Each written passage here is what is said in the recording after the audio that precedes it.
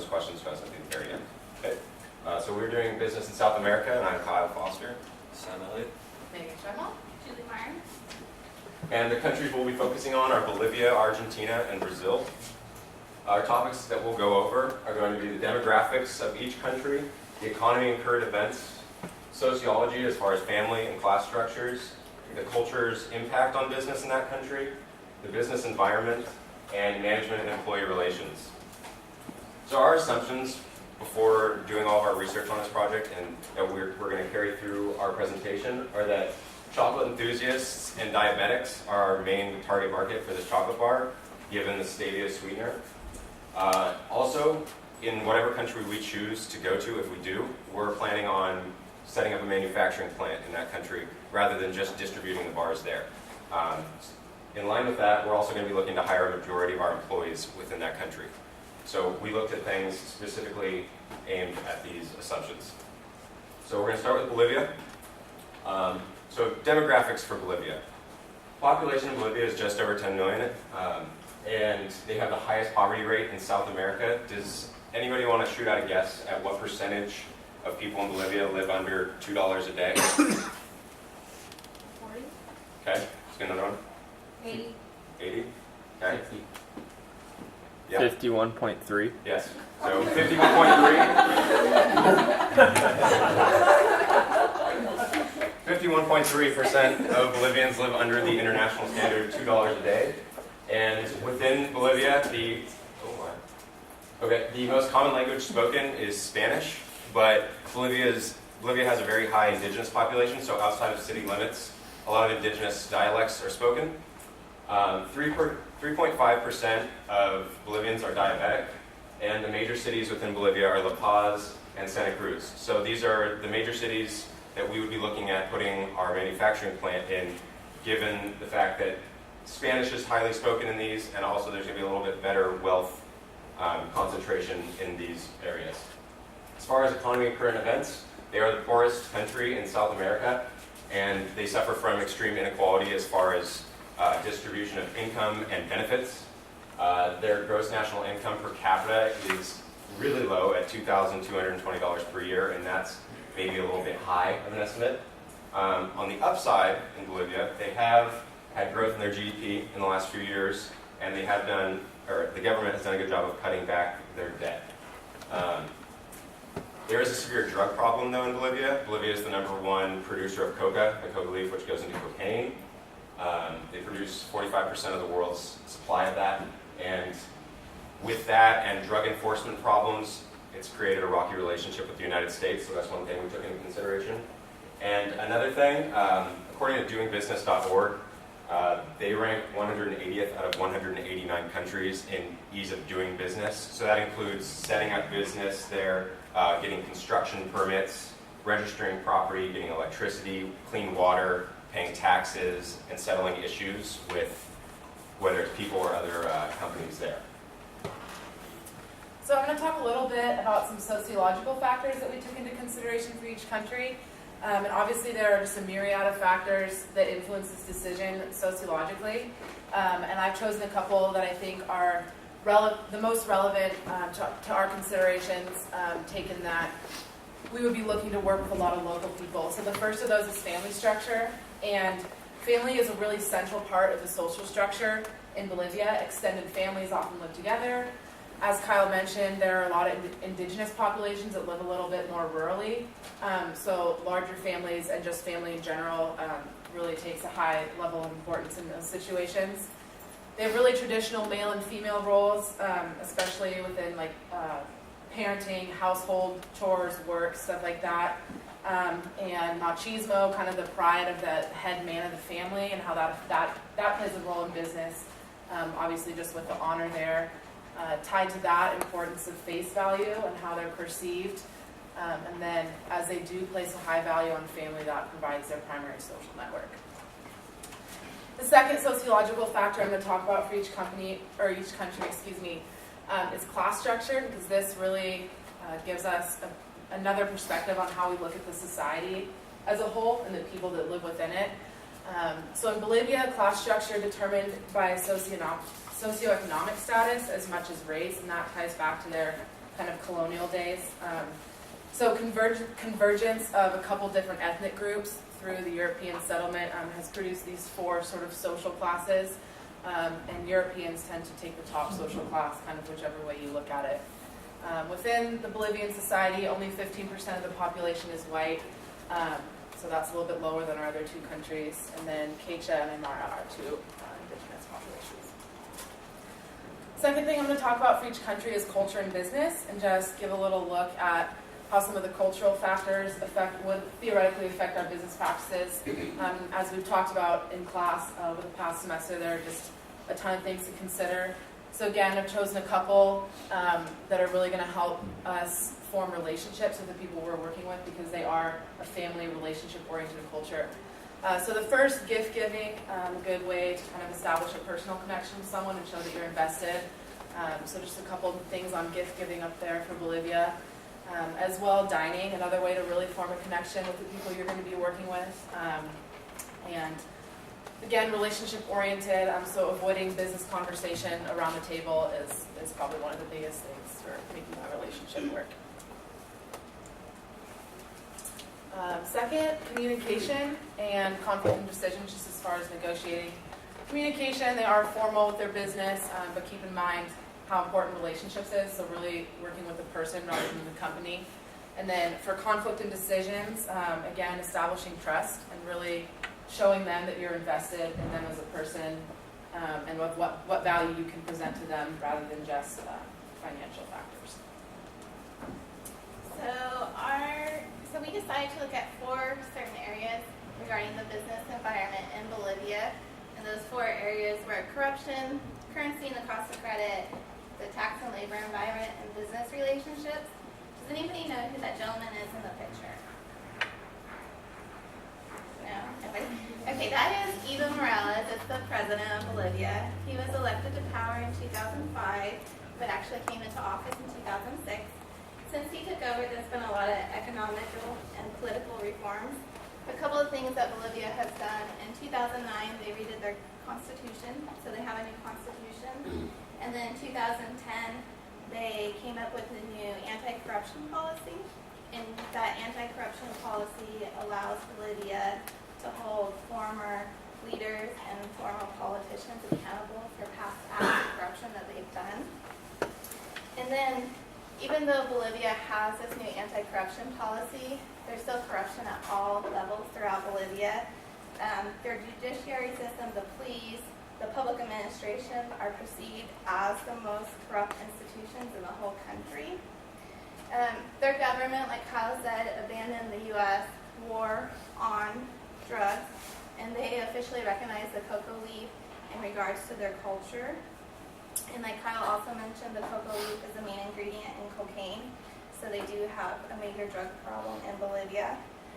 Transparency International rated them as 118 out of 183 countries in regards to corruption, and only gave it a score of 2.8, with 0 being highly corrupt and 10 being clean. So we can see that there's a huge corruption problem. In 2012, 2011, 2010, businesses have identified that as a major obstacle for doing business over there. And there was a survey done by the World Bank where 20% of companies involved in that survey said that in order to get people just to do their jobs, they had to offer them bribes. So if we were to open a business over there, there would be some major obstacles in regards to corruption. Moving on to currency, this is a picture of the Bolivian Bolivino. It's the currency there. To put it in perspective, $1 equals about 6.9 of their currency. Getting credit in Bolivia is extremely difficult for foreign countries, which means if you want to set up a new business there, it's a very lengthy process. The tax and labor environment in Bolivia isn't that beneficial to a new company either. A typical business in Bolivia has to pay over 42 taxes. Some of those are like a value-added tax, a sales tax, a labor tax, a property tax, turnover tax, vehicle taxes, fuel taxes, you name it. There's a lot of taxes in Bolivia. The total tax rate on profits in Bolivia comes to about 83.4%. They're rated the 8th highest in the world. So trying to make a profit in Bolivia would be very difficult, if not impossible. Bolivia is also in the news due to their labor environment right now. Bolivia's minimum age required to work is 14, so they do have about 850,000 child labor, which is a controversial issue for a U.S.-owned company. And then moving on to the business relationships with the United States, like Kyle says, we do have a really rocky relationship with them. In 2008, their government expelled our U.S. ambassador and our U.S. Drug Enforcement Administration, and those positions haven't been allowed back into the country. In 2013, just recently, they expelled our U.S. Agency for International Development. So Bolivia's their lack of international obligation to control illegal narcotics is the reason for the deteriorating relationship. So if we were to open a chocolate-based company in Bolivia that's a U.S.-owned business, we could see some potential issues between our government and the Bolivia government. As for our second country, Argentina, a little bit of background on the demographics. They have a much larger population than Bolivia, with 42,600,000 people there at the last stat that was taken in 2013. 30% of their population lives under that $2 a day poverty line. And their official language is Spanish, but Argentina is made up heavily of immigrants. From the mid-20th century, many Europeans came to Argentina for work, so they're highly proficient in English, Italian, French, German, and other European dialects. With that, they're also South America's second most literate population to Uruguay. They have a really good education system compared to neighboring countries. And 98% of people above the age of 10 can read and write. So that's big in terms of putting a business there for us. Major cities are Buenos Aires and Cordoba. And 4% of their population is diabetic. Economic environment. So they have seen growing consumer spending over the last few years, similar to what you'll see in Brazil. Their gross national income per capita is really high for a South American country at $17,250. So obviously compared to Bolivia's $2,220, this is a big upside for us as far as sales. The one problem in Argentina is inflation. They faced really high inflation rates. As you can see in the graph here, it goes from 2011 to 2014. And their inflation has never dipped below 9.7 and is currently at 10.9%. So that is definitely troublesome for us looking at putting a business there. Another upside though, labor force, they have 17 million people in their labor force, so very good for us, and a 7.5% unemployment rate, so hopefully if we put a business there, we can help lower that a little bit. In terms of doing business, according to doingbusiness.org, they rank 164th, so again, a little bit better than Bolivia, but in terms of a global scale, not very good. Current events in Argentines, they make on average more than Indians and Chinese combined, but this is all masking a deeper issue, so that inflation, and we have a video to touch on this hyperinflation and currency crisis that is described on this slide. Than the average Indian and Chinese combined. But all these facts mask a troubling trend. Let's see how it fared on our 5-point test. First, attacking big business. The Argentine government began 2014 by forcing the country's supermarkets to fix prices for 200 products. So basically the price of milk or flour stays the same for the consumer, even if demand goes up, inflation rises, or if the supplier has to pay more for it. It defies basic economics. Step 2, the official Statistics Bureau says prices rise by about 10% annually. But that's a total fabrication. In reality, inflation in Argentina runs around 25% a year. A basket of goods that cost $100 in January would cost $125 in December. Argentina's blatant fudging of official data has gotten so bad that the International Monetary Fund publicly warned Buenos Aires to start telling the truth or face expulsion. Now, what does hyperinflation usually do? It hurts your currency, and that's step 3. Argentines have been rushing to buy US dollars as a safer currency to park their money. In response, the government announced limits on the number of dollars you can buy. The result, a rampant black market. While $1 officially buys you 6.6 Argentine pesos, you can actually get almost double that rate on the street, about 10.8 pesos. The effect is a corrupt economy, suffering businesses, and a loss of foreign So as you heard right there at the end, one of the problems is suffering businesses. So looking at putting a business in Argentina with these problems currently being there, it's a little scary for us because with this happening, obviously poses problems. And with the fudging of numbers, it's very similar to the group that went on Monday. Alex, I think, spoke about China fudging those numbers as far as like accounting terms go. So that's, again, a worry for us.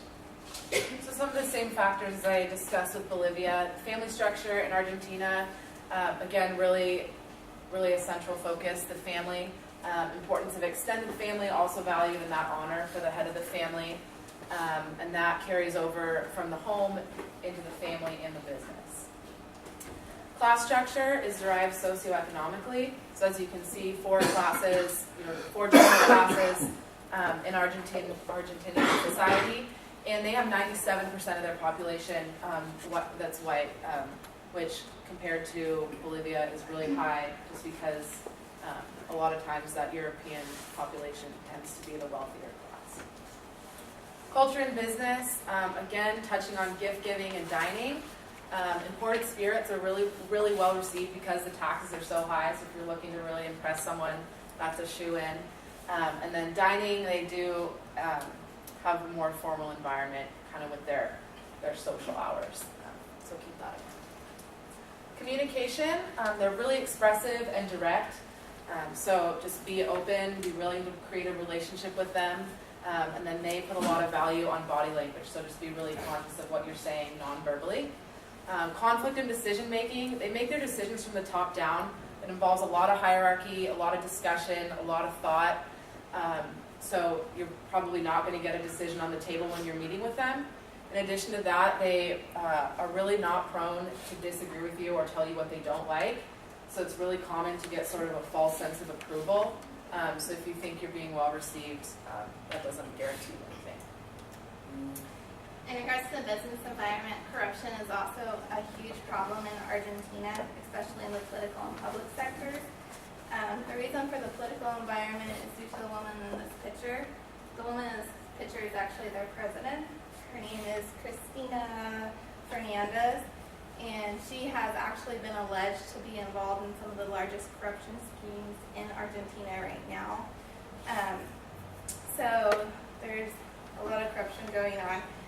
There's also huge investor uncertainty due to the lack of transparency and government regulations and laws. And the reason that there's so much corruption is there's a weak enforcement and inconsistent application of the laws that Argentina has. So anytime you pretty much want to get something done in Argentina, you do have to bribe, especially if you're trying for a business permit to open a company. It's pretty much, you're going to have to give a gift or a bribery to get that business license. Like Kyle mentioned in the film, the currency of Argentina is the peso, where if you trade it with the bank, it's equal to about 6.6. If you trade on the black market, it's equal to about a little bit over 8. Getting credit in Argentina is a little bit easier than Bolivia. The Central Bank of Argentina controls most of the credit. The only thing with the Central Bank of Argentina is foreign credit in Argentina has been scarce. Back in 2012, the country had a huge crisis, and so all the foreign investors pulled out. Recently, there's been rumors in the news that some of those foreign investors are going to come back into Bolivia, but nothing's been made official. Right now, Bolivia is in negotiation with Spain because they owe them about $5 billion. The tax and labor environment isn't as gruesome in Bolivia, or in Argentina as it was in Bolivia. There's still hefty fines and fees associated with businesses, but there's only about 9 taxes, and the tax rate is about 35% compared to Bolivia, where it's 84%. The labor market in Argentina has a little bit more flexibility, but the minimum wage has been rising, which could be a little bit more difficult for putting a foreign company into Argentina. The business relationships with Argentina and the U.S. are a positive one. We've had a relationship with them since 1823. We share interests on human rights, education, culture exchange, and commercial titles. So since Argentina and our U.S. government have a positive relationship, we don't see any potential problems arising from this in regards to And our third and final country is Brazil. Some background, obviously, Brazil is the largest country in South America with a population of over 200 million. 21.4% of this population is under the poverty line, which, if you think about it, is really high given that they have the 8th largest economy in the world and are one of the BRIC countries. There has been a major improvement in this, though, over the last decade. There was a much larger amount of poverty around the year 2000. With this, there's been an emergence of a massive middle class, though. Estimated 6% of their population is diabetic, so again, more people and a higher percentage, a little bit better for our business. Their official language is Portuguese, but again, they are a bit of a melting pot with people from all over the world living there, so many languages are spoken depending on where you are. Major cities that we are looking at are Sao Paulo and Rio de Janeiro, as well as Brasilia. For economic environment, like I said, they're the 8th largest in terms of GDP in the entire world with over $2 trillion annually.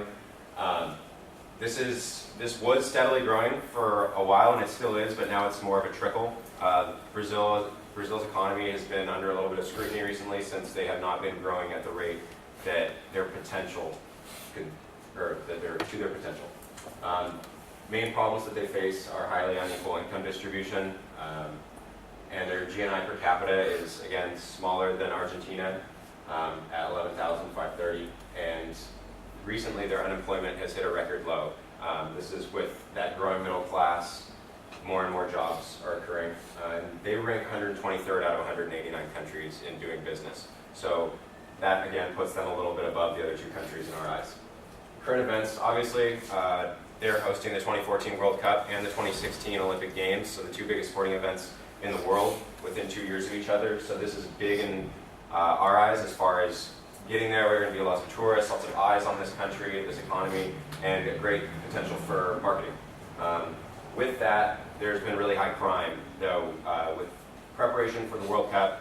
With high crime there have been lots of protests in regards to wanting better health care and better education, since so much money is being put towards prepping this country for these sporting events. And in response to that, the government called in 150,000 armed guards for this summer's World Cup. So, obviously they are putting a very high importance on the crime. So a couple of social factors that we're going to consider in Brazil. Again, family structure, central to their social life, as we saw with both Bolivia and Argentina. Extended families, close-knit, that comes from a lot of ties to the immigration that they've seen. Social networks are really developed starting within the family, so really looking to connect with someone on a really deep level. It's important to consider that they really value relationships very highly. Class structure, again, as Kyle mentioned, the division between their classes is really high and growing. Their disparity in wage differential is just huge, and along with that, there isn't a lot of interaction between the classes, so the rich are the rich, the poor are the poor, and that's about it. White's typically the highest class, and some of the mixed races tend to see economic and social disadvantages, so that's something that they kind of have to fight with that growing middle class. 47.5% white, so not quite as high as Argentina, although they do have a decent upper class. A couple cultural factors, again, gift giving, dining, gifts appreciated, taken into consideration as far as forming those relationships. Again, same with dining, they are a little bit more formal and flashy about it. It's definitely more of a social event to just kind of get to know people than really work on the business aspects. Communication, face-to-face meetings are really appreciated in Brazil. They place a lot of value on getting to know you as a person rather than just you as a representative of the country. Face value is important. Conflict of decisions, they're really focused on detail, so you're probably going to be questioned a lot and just wanting to know exactly how you're planning to do things. They like to work locally, which is an advantage to us, as that's something that we're looking to do as well. And again, make their decisions from the top down, a lot of bureaucracy, so you're not going to get anything on the table if you sit down in the meeting. Back to the business environment, and in regards to corruption, there is a term in Brazil called Brazilian cost, and it's fees associated with red tape, corruption, elevated interest rates, burdensome taxes, and inefficient labor law. There was a study done in Brazil that measured that Brazil costs raised the average price of anything on the market by about 36%. So companies that are operating in Brazil would have to deal with this corruption, and then there would be the likelihood that in order to get things done, they would have to either give gifts or bribe public officials just because of the way business is done in Brazil. There's also a lot of corruption in their legislative. They're allowed special standing where they have exemptions from fines. So right now, about 1/3 of the Brazilian legislators are currently under investigation or facing trial for corruption-related issues. And while they're under trial or being investigated, they are allowed to still hold their current position. So they don't have to step down or give it to somebody else. They can still do business while being investigated for corruption. So this is a huge problem. The Brazilian tax system is also very complex.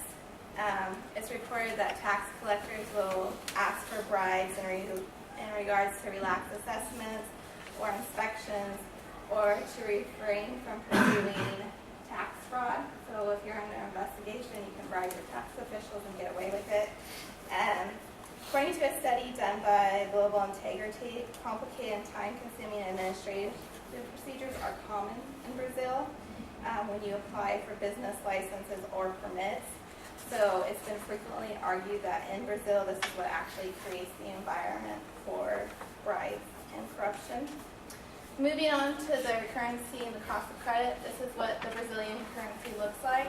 It's called a real.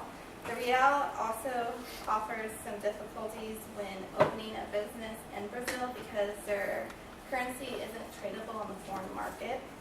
So it's non-convertible. So you can't take your US dollars to Brazil and exchange it for Brazil currency. In order to get credit in Brazil, their banking system is very conservative. In order to borrow money, you have to have an asset to lend against. So it's very difficult to get a credit line. And their financing rates are a little bit higher than here in the US. They start at 9% and go higher. The Brazilian labor system is also very complex and costly. It's governed by their CLT, which is their Consolidation of Brazilian Labor Laws, and it's intertwined with their constitution. So getting anything changed is very time-consuming and very difficult. So compared to the United States, Brazilian labor laws involves a high level of state intervention. What this means is if an employer and employee had a contract in the United States and there was a dispute, you could go to arbitration and get it resolved. In Brazil, you don't have that option. You actually have to go to the state court to get things resolved. When you hire employees in Brazil, it gets very costly also because there's also a lot of additional fees that your company has to pay. Some of those fees are taxes, health insurance. They get meal and grocery allowances. They get transportation allowances. They get vacation pay. And in Brazil, they get what's called a 13th salary. Every December, they get an additional month's pay. So when you hire an employee in Brazil, these additional fees add up to almost 70% of their base pay. So it gets very expensive to hire employees, and you can't avoid paying them as part of their constitutional laws. In regards to their business relationship, the United States and Brazil has a positive relationship, and right now their president has announced some tax incentives that she's going to try to do for manufacturers.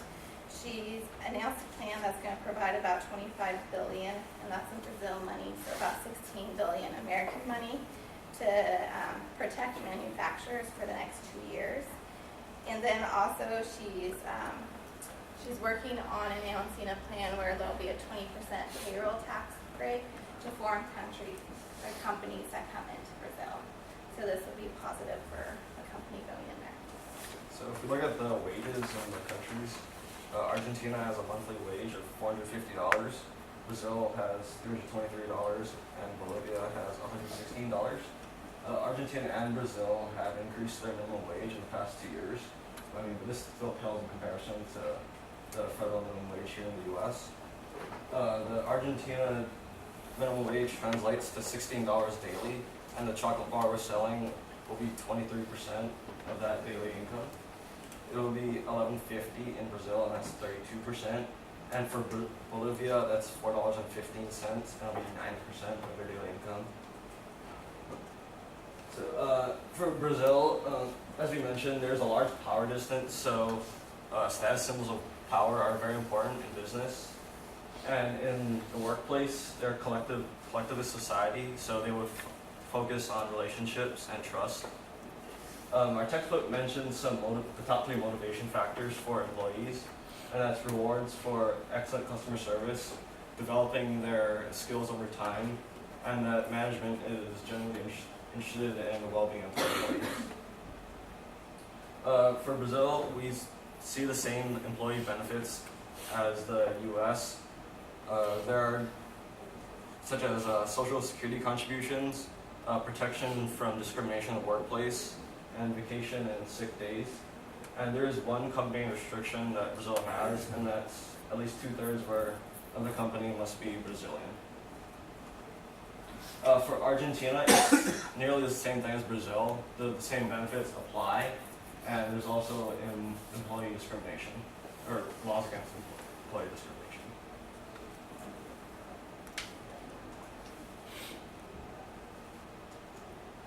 Unfortunately for Bolivia, there's no specific laws against discrimination, and there's no specific benefits for employees. And this is especially true for women, and as Megan mentioned that earlier, where men dominate. So this will affect and as we know, this affects employee motivation. So we will also keep that in consideration. So in summary, Brazil, in our eyes, has the most upside given their massive middle class as far as us hiring, a fairly good literacy rate, not quite as high as Argentina's. And in terms of, going back to our assumptions we made at the beginning, we had said that we are, the main consumers of our chocolate bar are chocolate enthusiasts or diabetics. With that in regards, Brazil has the highest diabetic rate and also the highest population, so more people there. And also, a recent study that put the top 20 chocolate-consuming countries in the world, Brazil was ranked 20th. 16 of those top 20 were European countries, and Argentina and Bolivia were nowhere in the top even 40 from what I saw. So with that in regards, also Brazil, again, more upside there, and Brazil considers themselves to be a country where chocolate is a natural resource. So having that as a natural resource and having the ingredients and everything locally is, again, a big upside. But together, we all agreed that we would advise you all to not go to either of the 3 countries, given the fact that they all suffer from majorities with very low income, high taxes, and tariffs, depending on if we decided not to manufacture there and instead just ship there. The tariffs are very high. We decided to put a manufacturing plant there to try and avoid those, though, and take advantage of the low wages that we would pay employees in comparison to here in the United States, and also the corruption issues that are present in all 3 countries.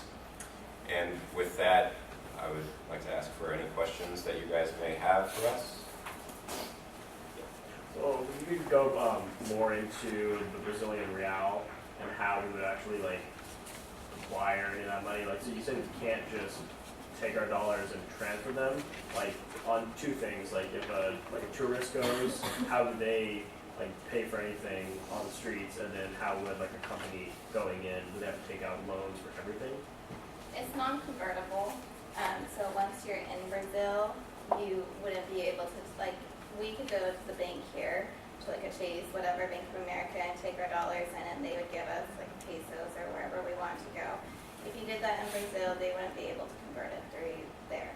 There are certain agencies that will convert the money for a fee, but it's on a smaller basis. So if you were going to open a corporation over there, you wouldn't be able to convert enough money to be in business. So you would have to get a loan through the banks over there. And you would have to, because they're so conservative, you would have to have an asset to loan against. So it's almost like you would have to form a relationship with another manufacturing company over there, and then from there grow into your own company in order to start. Okay. And then that's just regular tourists, how, what would their only option be to pay that fee for a small amount of money, and then That's all I could find online. But I don't honestly know because I never traveled to Brazil. I don't know if anybody here has, but everything I found online was there was a fee in it, but it was small amounts. You can just go to an ATM and withdraw Oh. money. Any other questions? Yeah. I was wondering if you guys looked into like any other chocolate companies already in the countries? Yeah, so they're on a small scale, obviously, in comparison to like Hershey's here, there are smaller chocolate companies within these three, but also the ones we see as far as Nestle, Hershey's, you know, those kind of things, those are all present down there as well. If you were to walk into a supermarket, there's a good chance that you find like there are candy bars that we have here, as well as other candy bars that we're not completely used to, but they're also going to be at that much lower price point than our $3.75 that we currently sell at here.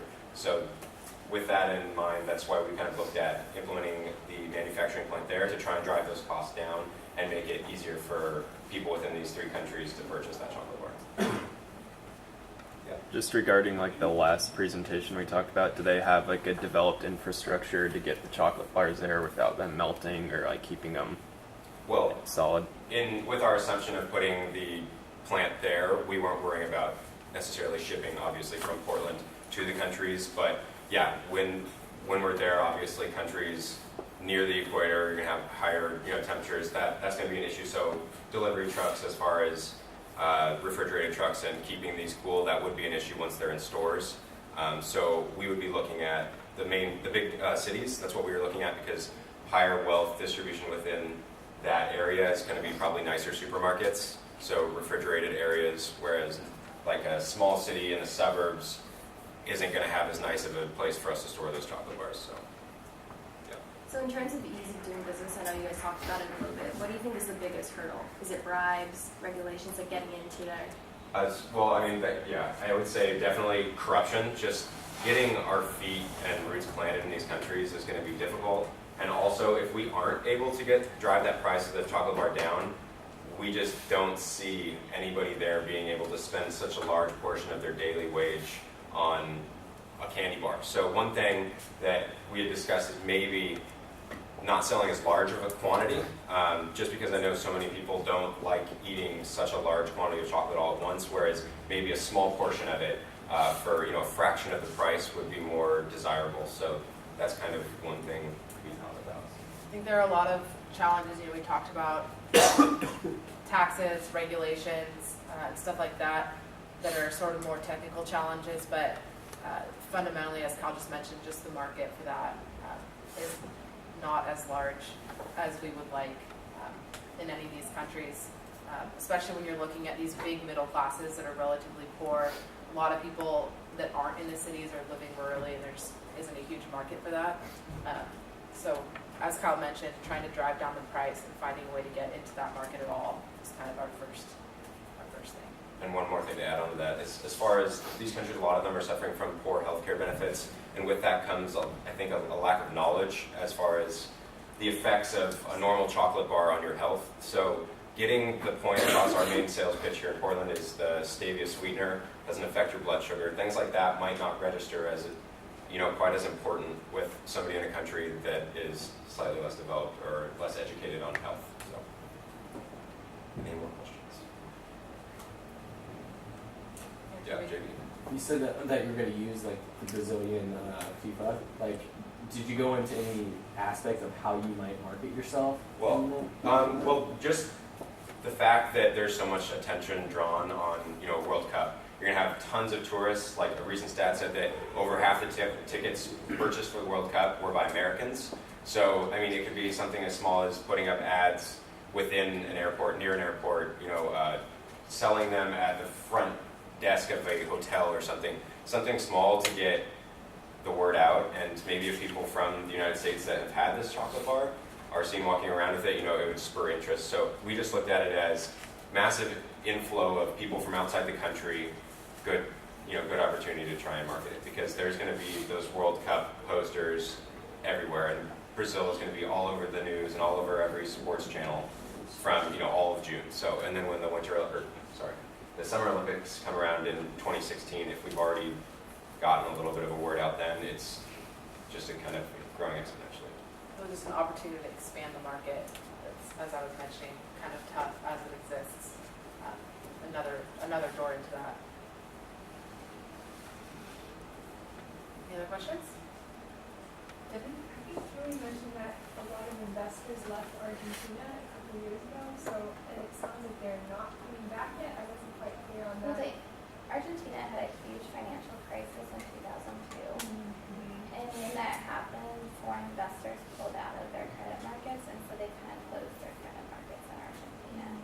And they've recently been in the news as of March that there's been some international creditors that are thinking to go back into Argentina, but nothing's been confirmed. Argentina at this point is renegotiating their loan that they have with Spain for their country's debt, and it's at about $5 billion. But so far, no other creditor or investor has wanted to take over that loan.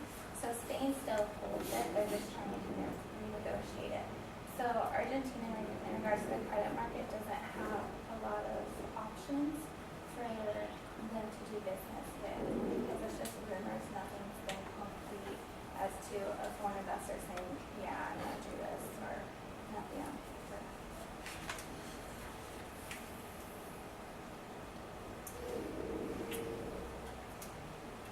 Anyone else? All right. Thank you, guys. Any questions from you? I have a couple. I'm curious.